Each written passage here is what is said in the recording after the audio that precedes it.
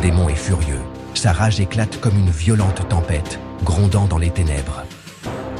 Dans son royaume de ténèbres, il voit son pouvoir constamment remis en question et pressant que son temps touche à sa fin. Il est humilié par le fait que les hommes de foi, les véritables soldats du Seigneur, soient guidés par une femme, la Sainte Vierge Marie, créature de Dieu, qui l'aborde dans son orgueil. Parmi ces soldats, il y en a un qui se distingue par son courage et son dévouement, Louis-Marie Grignion de Montfort, esclave d'amour pour Marie et consacré à son cœur. Ce saint, né en France le 31 janvier 1673, fut le fondateur de la Compagnie de Marie, devenant ainsi chevalier et soldat de Notre-Dame.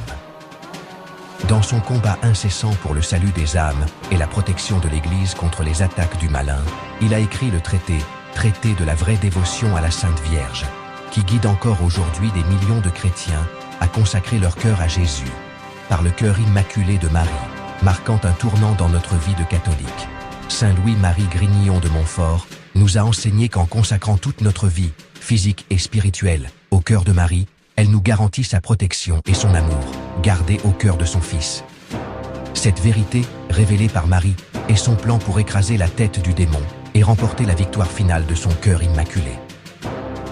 L'arme de ce saint était d'une main la croix et de l'autre le rosaire, une arme puissante contre les forces du mal, et une chaîne de prière reliant les fidèles au ciel.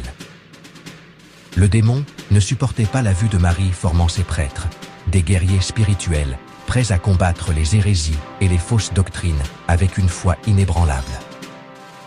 Ces prêtres, tout comme Louis-Marie Grignion de Montfort, ont courageusement affronté et affrontent encore l'adversité et portent la lumière de la foi aux cœurs les plus sombres, éclairant même les recoins les plus obscurs de l'humanité.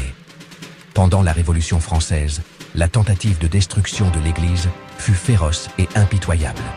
Mais les prêtres de Marie, guidés par leur dévotion et leur amour pour Notre-Dame, ont résisté avec détermination, montrant que la vraie foi ne peut être éteinte par la violence ni l'oppression.